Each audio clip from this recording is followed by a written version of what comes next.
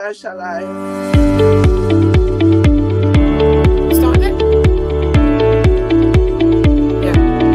Have we started it? Started.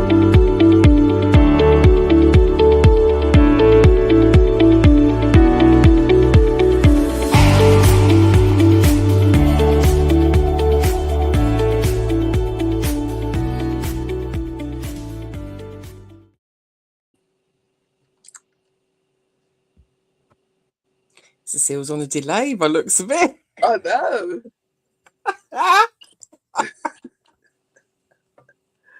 Oh, it's always my fault. Hello. Welcome to the 2Gether show. Oh, God. Anyway, do you know what? I use my internet on a daily basis because I work from home. And every time we come on the 2Gether show, it's me that's causing a delay. I think it just depends. Frozen or whatever. Because it works when you're working, but I have the same issue. My internet works perfectly, and then I'll try to make a FaceTime call, and all of a sudden it's like, no. I'm like, but I was just watching YouTube. How come it's not working? It's I think that is some kind of work voodoo. I was going to say a swear word. Work voodoo stuff. Where we have to work because our internet works for us, and then when we want to do our own things, our internet is patchy. That's what that is. Anyway, that's a nice conspiracy you got going on there, Cecile. That's what's going on. Well, I like it. I quite like that one. That's what I'm sticking with. I think that's quite cool. It is. It's windy and it's grey and it's rained. And were we surprised? Most probably. Why are we surprised? Who knows? Because seriously, this is normal weather. It's only April. This is normal weather. We've had some sunny days. People have been in their gardens with very little on. Not sure why, because it wasn't that hot. But oh my God, it was the other day.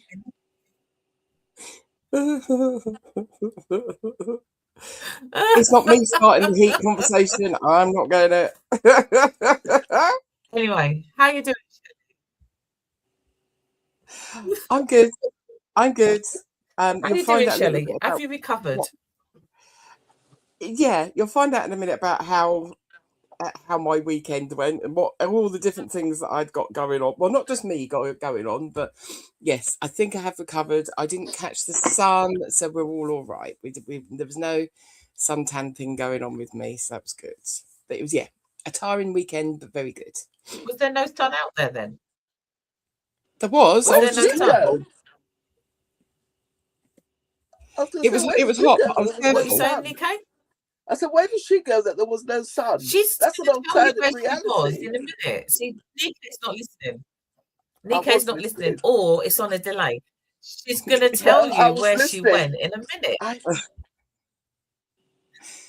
I was being careful in the sun. Yeah. Yes. My question was kind of rhetorical. How are you doing?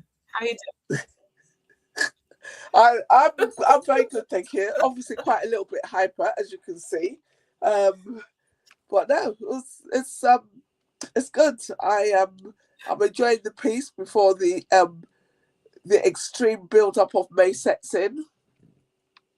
So yes, it's very good. Thank you, and I'm enjoying the weather. Well, not today's weather. The peace before what? I've got a very busy May coming up. What are you enjoying? Oh. I didn't hear that. What are you doing? You're enjoying the peace before what? The calm before the storm. So what's the storm? Oh, right. I didn't want to bore you with all the details. Just lots of stuff. Summer camp's coming. Oh, okay. That's fine then. I've got competitions, caught in a lie, dinner dance, everything. You see. Every weekend in May. Oh my gosh. Okay. I'm going to die. Busy. Yeah. What about you, Cecile? What's going on there? Okay. Well, I think for the first 5 minutes of the show, people are going to think I'm on something because I'm so hyper, but I'm not on anything. to be fair, other than, I don't know, things for, anyway, I'm not an anything. I'm not an anything. Couple of, Oh my oh God. God. It's going to be a bad one. I swear to I'm just going to leave. It's a busy couple of weeks, and then it's my birthday. But we've got all of these things caught you in a lie and all sorts of stuff. Fine. I'm fine. So, before we go to our guest, who's Louize Clark. Oh, shit. I was about to say, if anyone was wondering what we were saying about we caught you in a lie, our friend Yvonne Michelle is doing Caught You in a Lie. She's done it in Luton. She's done it in a few different places. She's actually booked to do it in London at the Shaw Theatre, and we are going to be helping out on the day itself.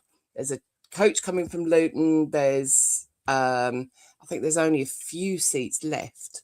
8 spaces left. Yeah. So if you look in the comments, you've got all the links that you can just click on to go and find out more information, book your tickets. If you want any more information, just email us or DM us, and we can get you sorted. So if you look at previous recordings as well of the Real Talk show and us doing Simply Together show, you'll find out a load of information about what it's all about. But yeah, all the details are there. I was just going to, before Louise comes on, I was just going to explain about this last weekend. Most people view it, and I actually went down to watch it because my friend was running in it, and that was the London Marathon. People don't realise, unless you have been watching it for so long, just how many people are actually there spectating. And all the charities and all the personal stories of people that then run past. I mean, JP thought he would be around 6 hours because it was rather a warm day, but it cooled slightly for them, which was good. And he did it in 6 hours 27. So he did amazing for a boxer. Excellent.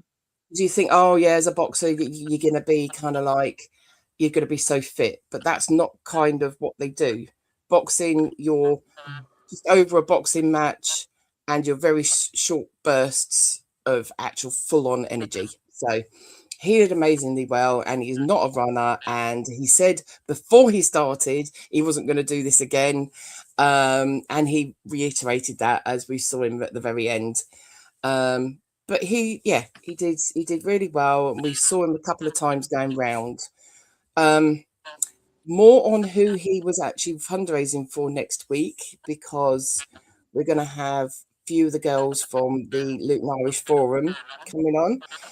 Because what I was going to say was the whole weekend has been about charity and volunteering. So you think of all the people that help out at the London Marathon. So all the first aiders, St John Ambulance, you had coordinators as you go all the way round.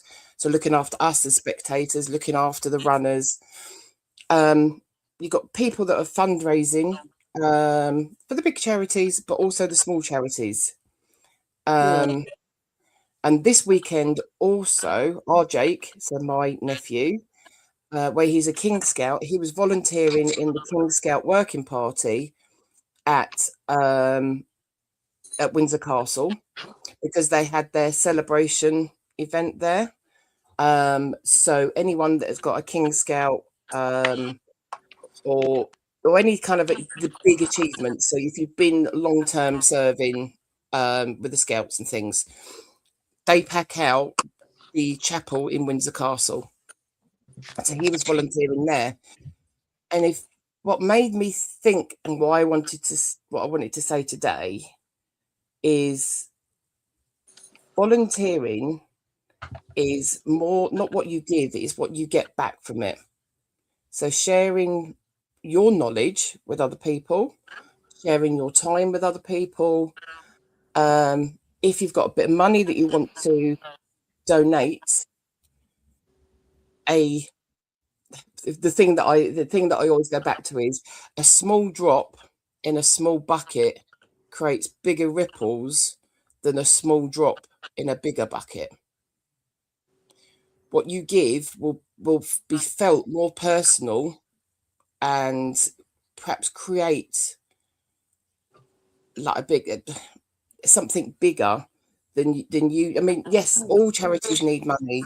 Keach is one for Luton that is spending out a lot of money and needs a lot of money coming in. So they have a lot of different revenues to bring that money in. Different events that they do, different events that people kind of like put on, and they are a fantastic charity. But if you've got a small charity and you've got a fiver and you give to a small charity, they will feel that impact more and it'll feel more personal. So if you want to give time and stuff, which I would say is absolutely amazing. Volunteering is something that I've done since I was very little. I went through guiding, then I did scouting, I've done St John Ambulance, and I volunteer now in charities that feel personal to me. And giving something that feels good, but was also doing good at the other end, whether that be time, whether that be your knowledge. Things like if you grew up and you can convert your own clothing into something different, if you do your own repairs, cooking, like the traditional way of cooking, for you, it's just that's what I do. That's the knowledge I've picked up. But you could have like an hour or so with a women's group or with guiding, scouting, whatever, and just give back that little bit of time and it'll make so much difference. So it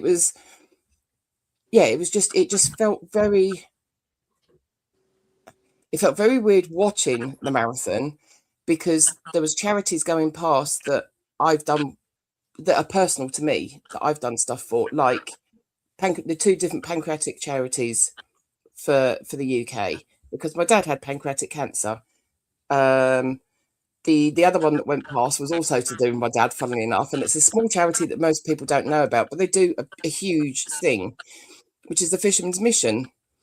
They are a faith-based charity, but when a commercial fisherman is lost at sea, for instance, they will go into that community. They will look after the family, both money, material-wise, but they'll also provide spiritual support as well to the whole community. So a charity that not many people know of is actually doing a very big thing. So you can be a small charity, but you can be a mighty charity at the same time because of the impact that you're having. And it was just, it's just something that I've always done, and it's you have to be a certain person to volunteer, I suppose, and just have a recognition of everyone that's then involved when you're doing things. And unfortunately, most charities and things are out there and projects are out there because we're plugging holes that the officials can't cope with. They can't. They provide money for this and they provide money for that, but then people fall through the cracks, and it's projects and charities that are that sticking plaster that's then in between that actually get to the people that actually needs the information. And that's unfortunately the way it is. And I think that's the UK way, that we just hopefully would be all in together. So, but yeah, it's just something that's, it's just so important. So sorry, Cecile's having problems. Just something that's so important to me that I've grown up with volunteering and community. I think is one of the best. Yeah. That actually then, I suppose, me talking about communities, it is then something that, like Louise, with everything that she does, coming on in a minute, is all to do with community and connections. Yeah. I think we're losing that because everything is all behind screens on phones and da da da da da. We're not going to church, and that doesn't matter what denomination you are. You're not going to church as much because that always used to be the main thing. Even people going to the pub, you've not got that as much. I think that's actually a gigantic one as well, the pub one. Because it's quite. I just remember being amazed that, oh, there's no pub. Oh my God. Yeah. And it's not even that I was a great frequenter of a pub, but I was just used to pubs being around me. Yeah. And yes. And that is where you get your community. That is where you get your connections. And we've said it quite a few times when we've done events and things, that you find your tribe, you find the people that are very alike you, and you could be working for a charity, completely different spectrums of what your charity is, but you find that you can work together. You are very much alike. Yeah. You have that connection because you're giving back.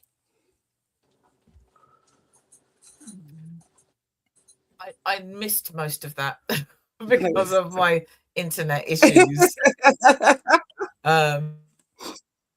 But most of what I just said now is something that we'll say next week anyway. With just to let you know, Louise says she can't hear Nikkei. I don't know. Oh, really? That's interesting. Yeah, she can't hear you. So, but I think that's the thing that keeps happening. Yeah, because I had it last time. Every time you went off, Shelley, I couldn't hear the other guests again. Where when the person comes in, then they can't hear Nikkei, and Nikkei has the whole issue. But yeah. Okay, well, anyway, when she comes in, I'll go off and come back again. We'll see when she comes on. Okay. Do you want me to come on now? And we'll work this one out. It's one of those days. One of those days. Welcome to the Loud House, Louise. Hello. I don't know who's now here or not here. Can you hear me? I can hear you, yes. Yeah, I can hear you guys on live, but I can't hear Nikkei or Cecile. Can you? I can hear you when I go on to both of us. I can't hear you now. I can see your mouth moving, but I can hear you if I go on Facebook Live. I can't actually hear you now. I can only hear Shelley.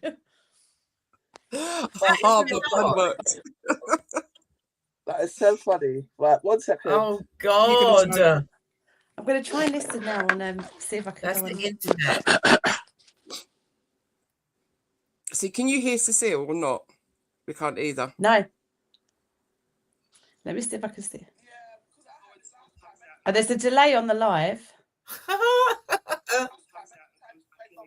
It's not a bad thing, is it? A bit of a delay, but yeah, I don't know what's going on with this a minute. No. That is very strange. There is a delay. I think that's only me, though. Anyway, right. I did put. I don't know whether you saw the description of the show. Oh no. Don't know what I'm walking into, Shelley. No. On the description of the show, I put. I don't know where I can find it now. You've got your bits that how you describe yourself. Oh yeah. And you've got the bits that yes, that what you do, and it's like how would best describe you.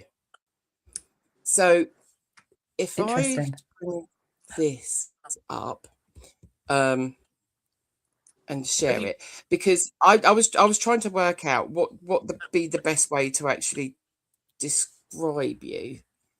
I'm intrigued to see what that's. Well, it's kind of got like it's you've huge. Got your human-centric leader, and then you obviously like the founder of your bit, and you've put also then I think it was on LinkedIn you've got the human judgment, decision evidence, AI, and that kind of thing. So I then decided it's a powerhouse entrepreneurial woman that leads from the person stroke community. Would that explain you better?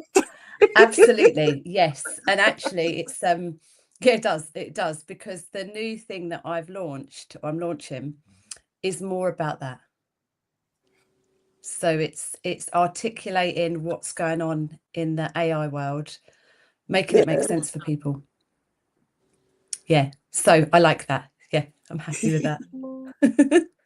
Because this, what you always get is little bits of what you learn, and then when you change your projection, your job, whatever you're doing, you take what little bit of what you learned and you put that in the next bit, and you put those two bits you put in your next bit, and then it kind of opens you up to now being AI.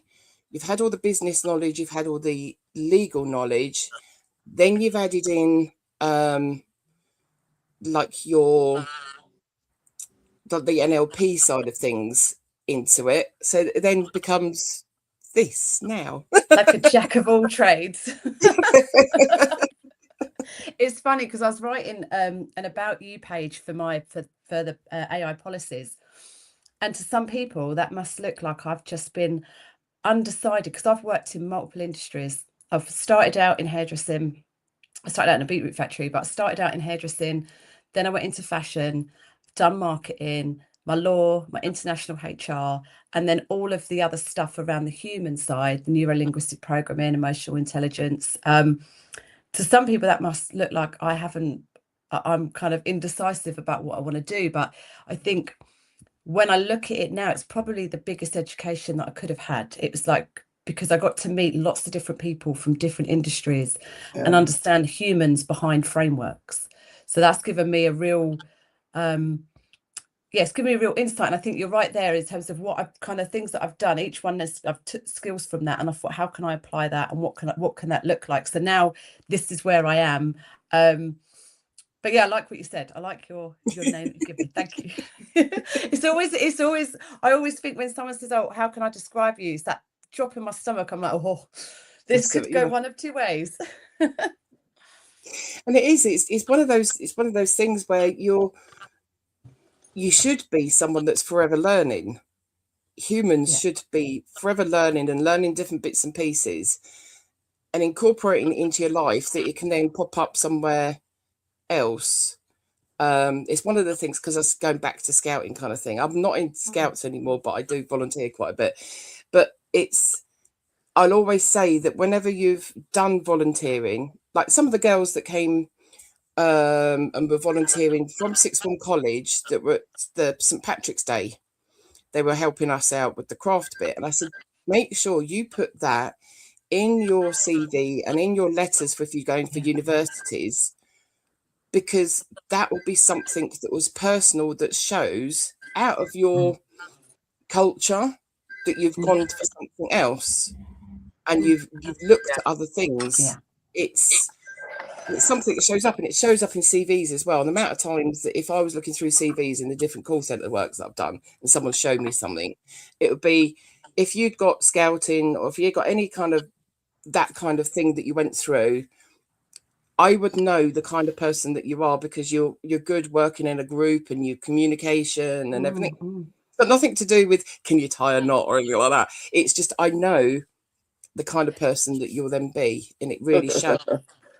And I think, you mentioned something before I come on, and you're talking about that whole kind of community. And we are in a world now where we are stuck behind screens, and this is only going to get it's only going to increase, because yes, with AI there are job displacements, but there's also new jobs developing, but they will all be around a computer screen at some point, so it will still cover that.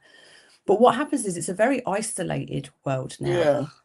And people are very young people haven't got the opportunities to get jobs that I had, because those early entry jobs, those checkout jobs, those administration jobs, those kind of jobs now that we're outsourcing to AI, they don't have that opportunity to get on that ladder. So having something like volunteering, something where there is community, that you can actually sit together, be together, problem solve together, because we don't problem solve anymore. Young people especially, they'll just If they're stuck with a word, they'll Google the word. And I'm, I do that now. I'll look at something in AI, and what that's doing is that's having an impact on our cognitive ability. So if we can get young people to volunteer and to kind of be in a community and take part in stuff, that will, one, what you mentioned there about your CV, it will make them stand out, because there has to be something to make, you've got a large pool of people to be going for one role. There's going to have to be something on there that's going to make you stand out. And when we're in an increasing world where we are becoming shut off, those kind of things I think are really important. And I think we actually have to push for them now. Just seeing how much we are disengaged as a generation, I think we have to push forward and do those things. Because even where I've gone in and I've helped out. I know we want to catch up on. I can't hear you, Cecile, at all. Can I, Nikke, Sorry, can I hear you? I don't know. Can you hear me? No. Maybe it's me. So That is strange. Let me do. I don't know. Let me check audio. That is bizarre. Yeah. Especially when you can hear us on Facebook Live, because normally it's quite universal when one of us can't be heard. Yeah, I can't hear you. Yeah, that is so strange. That I'm going to end and come back out. I've also gone out and come back again. Yeah. Can you hear me, Cecile? What I was going to say. No, you can't hear me. Shelley, can you hear me? Yeah, we're hearing each other, but Cecile is delayed. That's all. You can all hear us. I can hear you. We haven't. Can you hear me? I can. A bit delayed, but yeah, I can hear you. Can you hear me? I can't hear anybody now. Now I'm frozen. Oh, I can hear Louise. Okay. I can hear you, Nikke. But I can't hear Cecile or Shelley now. Oh my words. Oh my Lord, this is so funny. Now you need to go out, Nikke. Nikke needs to go out. I'm convinced it's the StreamYard. I'm convinced of it. It's StreamYard. I'm going to have to find out about it because it's getting ridiculous. What I was going to say. I can hear all of you. Yeah. Right. Okay. So. Okay. What I was going to say was I can't hear anybody. So Nikke knows we can't hear her, so but she's still talking. I'm going to go off. I'll go off and come back, and if it doesn't work, then it will just be a case of it wasn't meant to be. Right, I know what I'm going to do. I'm going to do that. Is she going? She's not going. I can't hear Cecile what I was going to say when you were talking about oh my connections. Word. I can't hear you. It's as soon as anyone drops in and out. And it's not like I click to remove you. It's not that. Yeah, it is. It is. Does Louise need to come on? No, I was going to say, does she need to come on after we all click out? Not you, because yours is working. But do we need to click out and then come back in? I don't know. StreamYard is. Anybody who's looking for a platform, do not sign up to StreamYard because it is absolutely ridiculous. Because it was only Nikke's that was happening to it. I can hear you. It might be when we've got 4 on there. Yeah, strange, isn't it? That how it's. Yeah. It might be, but last week it was literally when. No, actually, it was when we had 4 on last week, wasn't it? Who can anybody hear me? I can hear you. Yeah, I'm talking to myself. Oh my Lord! Can you hear me? Can anybody hear me? Nikke. I can hear you. Yeah.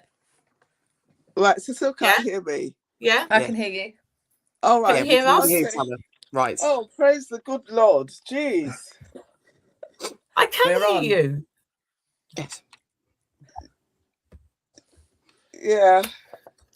Right. So, stay put now. What I was going to say was, when you're talking about volunteering and things like that and access for young people. I had a session with somebody this morning who was 21, and she was absolutely gobsmacked when I said that I did my second degree when I was in my 40s. Because she said, surely you go to uni as soon as you finish your A-levels. I said, no, you can go to uni anytime you want to go to uni. Anytime you want. And she literally was amazed. And I then said to her about I didn't use Sandra's name, but I did say that Sandra has just finished her master's in nutrition or something. She's going to do nutrition with her meditation and stuff like that. And I said to this young lady, I said, that person is 62. And she was like, gobsmacked. A-levels. You know, that's what they're taught that they need to do, and that's not true. They can go anytime. I think it's sometimes if you had been told you can only do your degree as an 18 to...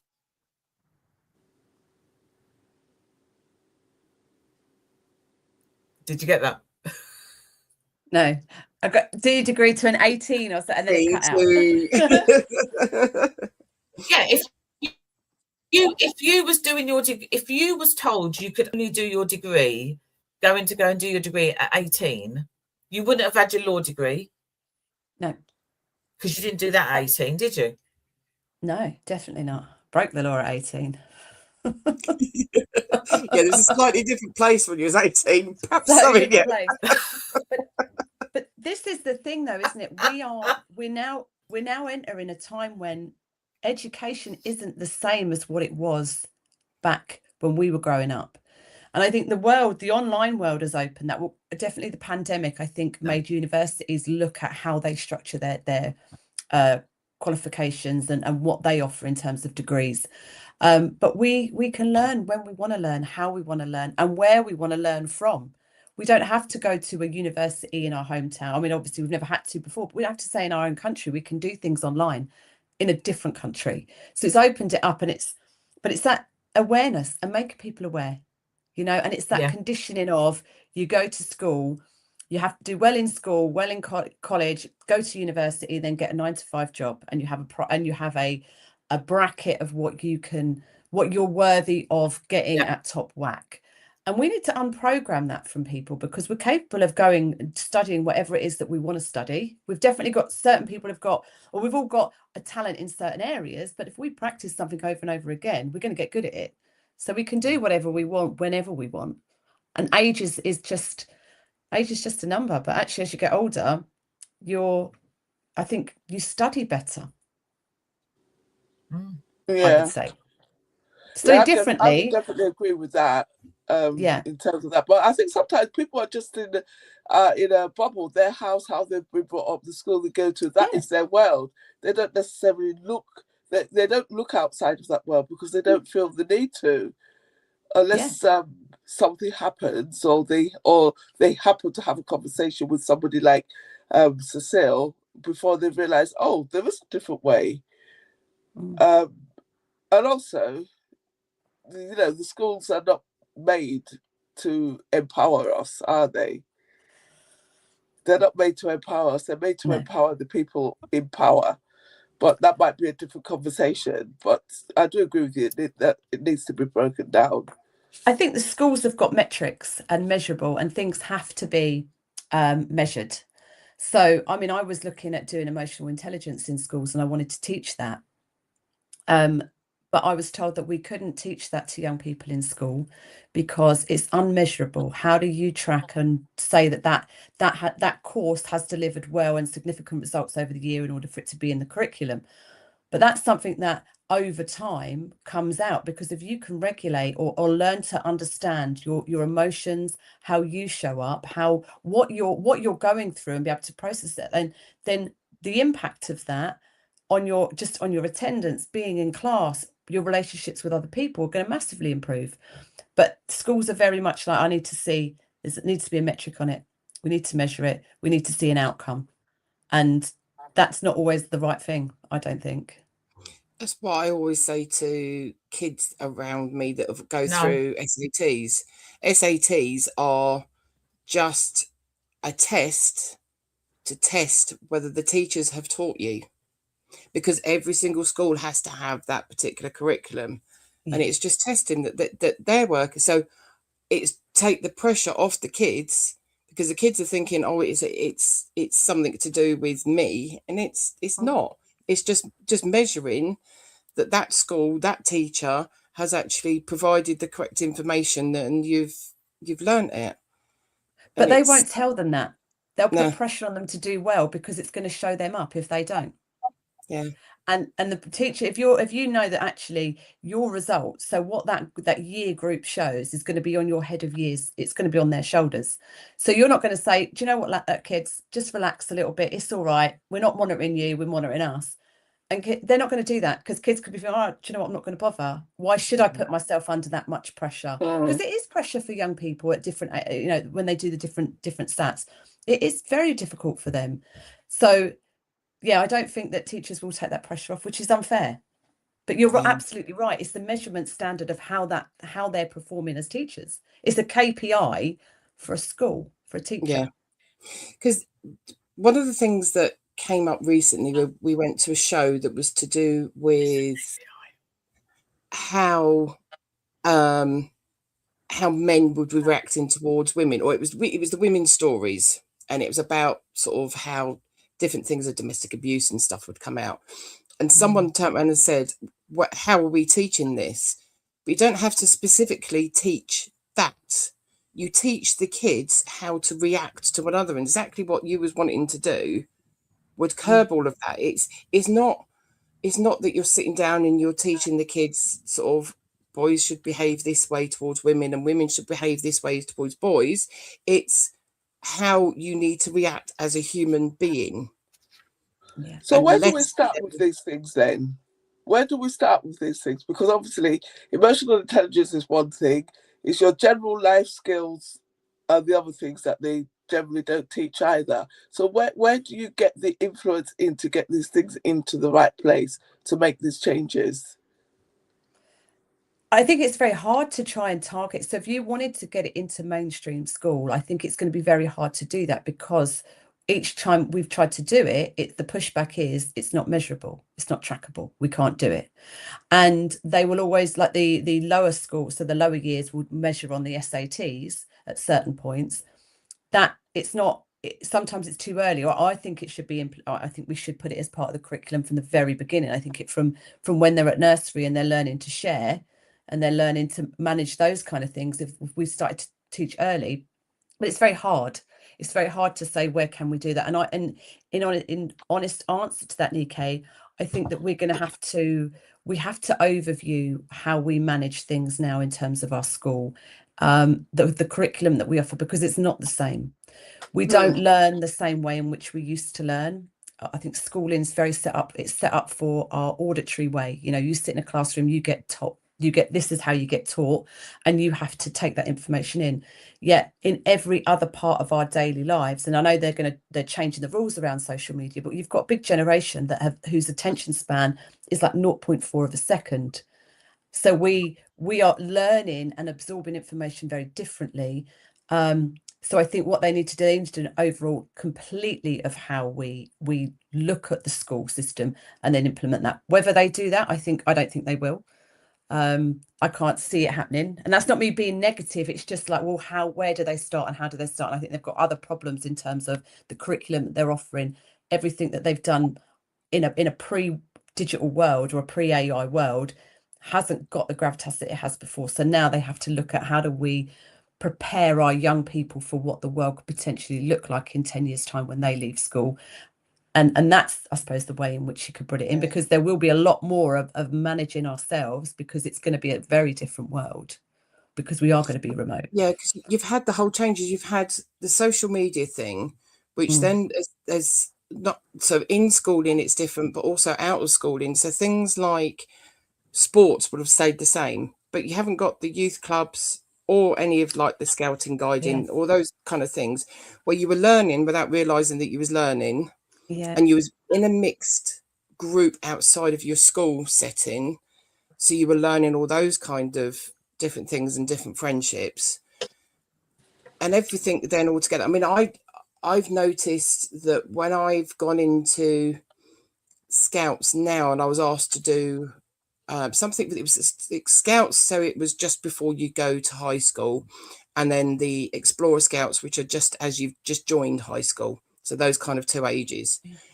A mixture of boys and girls, going in and doing the same thing for their badge, and it was all to do about food preparation and cleaning and safety and that kind of stuff. But the imagination is not there anymore. Their thought process is not there anymore. You had to tell them. There wasn't anything that they were doing that you had to really prompt them. It wasn't them coming forward with anything. And even to the point of, I made a comment that when you're setting things up, and I said, I'm not quite ready yet. We used to say, when I was back then at that age, go and busy yourselves for 5 minutes, make up a game, go do something, and you would do it. Yeah. They all just stood there and went, what we got to do? Play tag, kick a ball, do something. But that's because their recent couldn't. years has been like that. Yeah. And everything is there. And it's how do you interact with people? Yeah. You know, and what boredom is where you get creative. And we don't allow ourselves to be bored anymore, because what we do is we doom scroll. We fill our mind with stuff that's not, we're just consume. When actually what we need is that space to be able to then think, actually, I could do this. I could become creative. I could problem solve. But when you're constantly consuming, you're not looking to problem solve. And if you can do a sum, you know, type something in or research something or online, you're going to do it really quickly rather than think, okay, where would I go about looking for that? You just ask AI. And some of them don't even type anymore. And I'm guilty of it. I'll speak into certain AI tools, speak into it, and that's it. It comes up with the answer, and I'm like, all right, okay, cool. I've got that in, but that's not solved a problem for me. And that information I probably won't retain unless I read it and then write it or whatever, because it's so you just consume him. Yeah. And this is the thing when I look at and I don't ever want to be doom and gloom, because I think there's there's always opportunity, but we look at that problem solving, and that goes back to what you said about the volunteering, Shelley. I think it's really important that we have a community in some way, because that is where we will if we locked our phones away. And I think I've seen quite a few different things now where they're looking at, obviously we have the cells, you go to places and they'll have drawers where you can put your phones in, or cell phone jails where you put your phones in and you can take that away. For us, it's a welcome break. It's for people our age, it's actually quite nice to do that. But for a young person that was born with that pretty much in their hand, it's a very isolating place. And it's like, well, what do they do? Because the social skills aren't there. Do you find it depends what they're doing there? Because, for example, at Taekwondo, it's a multi-generational event. Yeah. And they're not allowed to have their mobile phones in there. And most of them are okay with it. There was one chap there who used to he always wore leggings or some sort of things underneath his dobok, and he would have it in there, because I noticed a couple of times he's been told off for it, and it was quite stressful. I found it was quite stressful for him. But most of the other kids, they were fine with it. And even where you were, to the extent where you're saying you're waiting. So, for example, the adult class or senior class coming off of the back of the Tigers, the instructor has to wait at the front for all the parents to pick up the little ones. So obviously, we're there waiting for the instructor. So we'll be telling that, well, don't just stand there. Go on, get on, learn your patterns, do this. And most of the time, they're perfectly happy with it. But there are some who, like you said, who just want to resist and just want to huddle in the corner until somebody's specifically going to tell them what to do. But it's very interesting to find and see how the different kids react differently in the different circumstances. Because that feeds into what Louise has said. Yeah, 100%. 100%. We got some new because actually, black belts come through. Because actually, we know times where Say that again. No, I was just going to say where the loop feeds back. So we've just had a black belt grading, and we had 4 new black belts, young ones, and 2 of them came in their new suits and their belts on Saturday morning, and they were helping to teach. And I was standing there, I was watching them because I remember from when they joined, and the skill set and the way they were talking, said that you have to do it this way, and they were like proper explaining. And I just thought to myself, that is where I always feel optimistic. He said, that's when I don't worry about things about AI and stuff, because I've watched them. They've gone through something, they've learned it, and they've immediately turning around and sharing it and teaching it to other people unprompted, especially when you bear in mind the younger one, when the older one used to get him to come on a Saturday morning, he used to be really moody. And I would be like, what's the matter with you? Oh, you have to get up on a Saturday morning. But like now he's motivated, he's got that black belt, he's like there with that spring in his step, and he's sharing it with others. And that's where I feel quite optimistic. And that's the thing with sports, it's when you get that, because we like to see that we've got something, we've achieved something, which we've, and for them, if they've done that consistently over time and they've progressed and they're now that, then that's going to give them a sort of dopamine hit that you're not going to get taken away. It's not going to get taken away. So they're going to really enjoy that. And it's nice to see that, it is nice to see, because that's what we ultimately crave, is that feel good, isn't it? We feel good from doing something. So if they've done that act, and no doubt training to do that kind of sport, and it is exhilarating, so that's going to trigger so much stuff in your physiology, it's going to make you feel good, that no wonder it's good to see that young people are still doing that. And I think we need to encourage that, like you said, Shelley, with sports and stuff haven't necessarily changed, but we just need to kind of encourage that movement. But it makes me feel optimistic and stuff for the young people. It's also good what you saying about the UK, that because it's you're not, the kids are in and then they go and then the adults come in. It's the multi-generational thing you actually then really need, because I think some families are not got the same kind of like learning, not just from your parents but from your aunties and everything else. You haven't got that kind of a community either in some of their lives. So so learning all of that or seeing it and they don't realizing they're learning is it is amazing to see.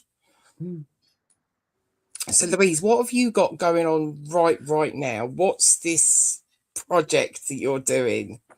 So it's it's been a bit of a journey to get to here, because I've been doing AI consulting now for about 3 years, consulting within the construction industry, hospitality industry, looking at how we digitize and what that looks like. So I've been really fortunate, because I was beta tester for ChatGPT prior to launch. It opened me up into rooms that I wouldn't ordinarily have probably got in, but it's given me a really big rooms. I mean, I've been really lucky, and I've been really fortunate that I've managed to sit in sort of national security meetings. I've been looking at social media, I've been looking at AI enabled weapons, AI growth zones across the UK, and what that looks like and how do we implement it. I've met with a lot of big tech companies and discussed technology and the capabilities of AI, what it can do when it's on its own, like if it's left with a set of instructions to be creative, what it can do and what it can develop. And I've been really lucky. But one of the things that I noticed is having all of these conversations is that AI is progressing very fast. We're not going to legislate and put any governance in place, and we're not doing that, because what that does is slow down innovation. So there's like a world race for AI. Who is going to be the world leader? And then there is a in-country race of who is the best company that's going to be able to apply the tools, get all of the process, the productivity, all of the things, the gains that they set out to get, but then get their return on investment. So there's a real competitive landscape. But what they're not thinking about is what I've realized is people want to be on that bandwagon. It's the new gold rush, they're calling it. They want to adopt technology in some way because they feel that, one, everyone else is doing it and there is a fear of missing out. And they often do that prior to figuring out exactly what it is that the problem that they're trying to solve. Because a lot of the time organizations will say, we've got this, it's going to improve your productivity, you're going to be able to manage multiple things, you're going to be able to do all of this, it's going to save you time, or it might save your energy, or it might be able to track this and that. And sometimes before you've got a clear view and clarity, you're going to think, oh, I never thought of that. Oh, I never thought of that. Okay, that can do it. And people are procuring technology without understanding what it can fully do. So there's me sat there because I've got my law degree, and this is where all the dots joined. And I was like, well, this worries me and this scares me, because there's a lot of peacocking out there. There's a lot of things, people are procuring stuff or saying that it can deliver stuff. People are buying it, but not actually thinking about the data that they now hold. Because ultimately, we've been governed by GDPR for a long time. And GDPR is our set of rules around data protection. And now they are applying to AI. And if you are using generative AI tools within your business, then you are now the data controller. And when you put that into certain tools, you're in control of where that goes, and you will be fined based on the fact that you need to know where that goes. So what I did was I thought, okay, who am I worried about? Now, the big corporate organizations are going to have big legal teams. They're going to have big HR teams that are equipped to be able to get the resource that they need easily. But actually, it's the small businesses, it's those SMEs, it's those people with their, therapists, for instance. Therapists are at a huge risk now if they put anything into AI. Coaches, people like aesthetics clinics, people posting just photographs of a before and after up close. It's now potentially, it's biometric data. It's what the kind of rules in which you're tapping into. And with the rise of deepfake technology, with voice cloning, with obviously image cloning, all of this sort of thing, if you are a business and you've put that data online, you are absolutely going to be liable should that data fall into the wrong hands. So I'm not saying that you're going to be able to stop that by any means. What I've created aren't tools to stop it. They are tools and policies to keep you safe. But the policies aren't just, here's a document, here's a PDF, crack on with that, because anyone can have them. You can create them in AI yourself. Exactly. Yeah. But it's actually talking somebody through it so that they understand what data looks like, what that journey looks like. And actually, if you put something, if you say you want to summarize something and you've had a client today and you just want to say, right, you've had a client, you take away some of the protected data like their name or whatever, but you put in health conditions and something that makes them identify, well, anything, and you're a business, you don't have to put their name in, but you say that they've got this like health condition and this is what I'm thinking of doing. Can you just confirm that that's right? Or just something random where you're not actually asking for answers, but you're just asking it to confirm. That data now, once you've put that into a generative AI tool, that is then gone somewhere else. So you have let that go. And if you don't know where that goes to, and I'm going to tell you now, it goes completely out of the UK jurisdiction. It goes to US.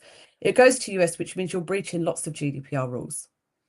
So what this does is it talks you through it. And it says, this is what in a step-by-step way. And I've done, it's 3-tiered system. They're all downloadable tools as well. So they are all literally, they're downloadable. They go into a members hub. There are books and explanations and little audio clips to explain this is what it means. Because the only way in which we're really going to get control of something, I think, is if we fully understand it. Because if I gave you a policy document today to say, oh, okay, this is the new Data Use Act. Here you go. There we go. Take that. You're going to look at it and go, yeah, all right. Okay, fine. I'll just sign it, put my company name in here. But actually, I might still send that message. I might not change my banner, my cookies banner on my website. And just to give a bit of scope, the UK government now are that the ICO, the Information Commission, they have changed their rules. They came into place in February, but we've got a period until the 19th of June. And then they're going to start looking at businesses. And if you're not declaring that you're using AI on your website with an agent, the fines are jumping from 500,000, which was what it was, maximum fine, to 17.5 million. So that is the scale in which, because they know, we know that when we look at data, we look at cybersecurity, we look at Jaguar Land Rover, we look at what that caused, we look at Marks and Spencers that obtaining our information. You go on to all of these different things, it's always a data leak. Oh, change your password because there's a data leak. That is when you're sending stuff without realizing where you're sending it, and it's going into that risk. And insurances are going up because we're constantly being hacked data wise. So that it's, my business is aimed at the smaller businesses, the people that are, you know, small sole traders, those people, because the rules they're identical. Whether GDPR applies to a sole trader as much as it does to a big corporate organization, the rules are absolutely identical. They don't vary. The only thing that varies is the fine, the proportion of the fine. Wow. So I want to make sure that the community, the people that my kind of people are protected. Yeah. Yeah. Because as a small business, because you've seen some of the bigger businesses, how they're doing things, you just automatically copy, but not realizing how you're copying it. Yeah. So But this is, to have that bit of information means a hell of a lot to someone else that's then out there. It's one more little bit of information that they can use to get around and do all the different bits and pieces that they are doing. And I think with ChatGPT, it's explaining that it's learning. It's a thing that's learning all the time. So it's taking your information plus the information you're taking from it. You know, it's absolutely kind of, it takes you've all asked of me the this question, and now your what you've asked has become part of my answer that I'm going to give back to someone else. Absolutely, it's training data. It's training continually, and we can opt out of it. There are certain ways in which you can opt out of it being big training data on your own individual systems. But it's like, we think that we have we think that there's something called a data processing agreement, so how it processes the data, and we need to have that by law. But we expect these these generative AI tools to have that data protection agreement. It doesn't have that. It doesn't have any of those things in place, whether you've got a paid version or not. But big organizations, those corporates, will be able to get their not way around it, but they'll have a legal team that can look at this and dive deep into it.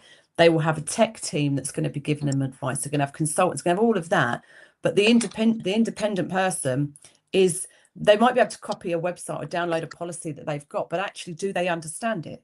Is it? Yeah. Do they understand that having all of your tabs are like all sharing data, sharing things on, like Meta, for instance? Do they understand that if you've got a business phone account, and you use that for business, Meta, it's linked to Facebook and Instagram. So if there anything that you're processing on Facebook and Instagram also falls into that. And if you are contacting people outside of jurisdiction, so if you've got people outside of the UK and the EU, and you say you're messaging somebody in the US something, then because of that, the way which Meta rules out means it can actually scan all of your other data in those accounts and scan it, and then use that for marketing, use that for sponsorship and those adverts that you will get. And that's breaching, because your information has left the UK. And this is it. So I know it sounds complicated, and my aim is not to come on here and complicate it, but it's kind of actually to make it make sense for people, but actually just to show them that this is the current situation, this is the state of play, this is what the law says, this is when it's going to come into place, these are the fines, and this is what you can do to understand that customer journey and understand things that you should put into it and things that you definitely shouldn't put into it. And like I'm not charging anywhere near what a legal team. So I think that I've got different things on there that range from sort of £29 up to the full suite bundle, which is like 189. That's all of your legal stuff in there. It's your DPA contracts, it's your consent forms. It's basically everything that you would need, which would cost you probably £1,000 from a lawyer. So, but it's just making it accessible for people. Okay. Yeah. Wow. Okay. So where are they finding that information? It's at aipolicies.uk. www.aipolicies.uk. The website is down at this moment in time, and the reason it's down is because I am linking all of because I've got an external. So how it's done is when you purchase from the website's got loads of information on it. It's got free tools on there. It's got glossaries and stuff for people to understand what AI actually is and the terms that we use, what data processing looks like. But when they purchase something, it goes to a third-party space, which is called member space, and I'm just getting my DPA with them to make sure that I'm compliant. And then in there is their members hub that they have everything that they need. So I'm just doing the last bits on that to ensure that I'm compliant and my cookies policy and everything is up to date. I mean, I'm not using any AI agents on there, but if I was, then obviously I'd have to do stuff around that. But yeah. So they can follow you on all the other bits and pieces that's in. They will. There is AI policies all on the bottom. Wow. Yeah. On Instagram. Yes. So I've got the Instagram set up, so it's all gonna go. Yes. And if anyone knows, and this is the thing with small businesses, any small business networks or anything like that, I'd like to be introduced to. Yeah, I know there's a couple that are around Luton and Bedfordshire I can see you going into there. Just making people aware, like, and I've been really fortunate to see a lot of the AI and a lot of some incredible stuff that it does. These are the little flaws, and I think this is where I've worked across industry. I understand industries and I understand people. I understand actually, but it's not people don't make mistakes intentionally. People make mistakes because they don't understand. They don't understand fully, and sometimes it's like, oh, that's too much information. I can't take that now. Doesn't mean that they don't want to be compliant, and it doesn't, and I think this is when we are going to be trying to claw back money and build data centers that are going to cost hundreds of millions of pounds, hundreds of billions. We're going to need to get fines in from somewhere. Take that as you will. Yeah. Okay. I know that Nikke needs to leave because she is working. Got to go back to work. She needs to be working. We need to get you back on. We need to get you back on again, Louise. Anytime, especially when it's all up and running completely. Yeah, it will be fully completed this week for 100% sure. I had it up again at the weekend, and I just was looking at it all, and then I was like, right, let me pull something down, because I have to make sure that I'm compliant. But yes, it's all done. All the documents are there. Everything's done. Yes. I'm really excited about it as well, because I'm excited about absolutely fantastic. I think it's a really good idea, because you it's like you said, you wouldn't know. Like, people don't deliberately make mistakes. I remember I made a mistake when we went from one system to using Salesforce. And it's just normal questions that we ask customers all the time when we want to get your contractor out. And you put it all in there. Next thing you know, oh, you've created a database. Like, no, I haven't. Yes, you have. Simply because I put something in the wrong box that made it visible where it shouldn't be. But they've never told us about that, that we shouldn't use that box, that we should use another box. And like you said, it is that thing of knowing and not wanting to do it. It sounds really fascinating. Yeah, I think really thank you. Yeah, no, it's I think you're right. It's we need to have an awareness, but we just need to have a bit of education on it. And we're expected to adopt this technology, which is the biggest shift that we will ever have in a lifetime. We only ever had something like this was when the internet was launched, and yet we're not understanding it, and we're not given the time, grace, or space to understand it. Is it frozen? I can't hear anything. Shelley's gone. Because Shelley's gone. It's that one. Oh, Lord. Okay, I'm going to go now. Bye. See you later. Oh Right, my Lord. Nico Shelley, needs- you're not allowed to go off when Nico I'm needs on. to go. It means So that we'll I don't see get you to hear next anymore. week, okay? Oh my Lord. Too funny. Okay, so we'll see you next week. She's going. I'll see everyone next year. Anything you want to share quickly before we speak? I'm doing all the bits and pieces that we're doing coming up. So Yvonne Michelle's Caught You in a Lie, that's coming up on the 23rd of May. And then we've got the screening that we've got then in the Library Theatre of like a film and bits and pieces. That's all in the comments at the minute. But the Caught You in a Lie is the big one that's then coming up. We've got tickets available on the coach. And there'll be loads if you meet us down in London as well at the Shaw Theatre. So yes, comments are in there. You'll see a lot that will come out this week on our Facebook page as well. Perfect. Okay. I think that's Okay. it. So next week we'll be here, and I'll Hopefully. have some of the girls from the Luton Irish Forum, and I might even get JP on here. I don't know whether I will or not. He done very well. I did sponsor him. He did did. really well. Yeah, He did such so an well. incredible achievement. Yeah, and getting over the because we kept pushing to get over the 3,000. They added some bits on, so he was over the 4,000, and then when they've counted up some of the buckets, he's now over 5,000. Oh. And you can still add in if you want to on free sponsorship. He was pushing towards the 6 hour mark, but he ended up doing fabulous. it in 6 hours 27. So yeah, look, it's not about the time. No, it's not about the time, and that's the thing. Like, I remember when I did it, I was like, right, time, but it's not ever about the time. It's the fact that you do that, and it's like that's the day you get to showcase your hard work. Yeah. So it doesn't matter what day you do it in, what time you do it in. It's the day you get it's not just on the day and rocking up and doing it. It's those hours that you have to pound the pavement when you don't feel like it, when you have to cut out from going out and stuff because you're trying to be good because you're training. It's the hard journey training for the marathon. The day is the glory part where you get to see everybody. And yes, it's hard. Race day is really hard. But it's fair play to him. And you know, I always sit there and think, I could do another one. I've got one in me. Well, he said right before he even started, he said that he was not going to do another marathon.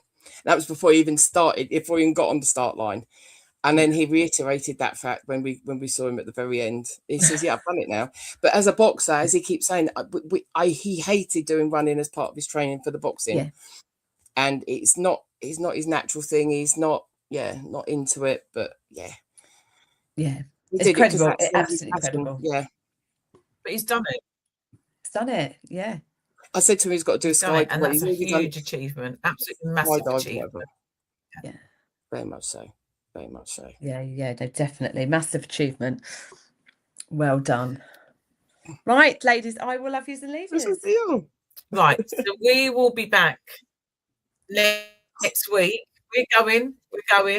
We will be back next week, same time, hopefully with better internet. Hopefully. Yes. But we will have you back again, Louise. Anytime. For sure. Always. Absolutely. You know that. Always. Yes. Love it. Good. Right. Well, have a lovely afternoon, everyone. Bye, everybody. See you next week.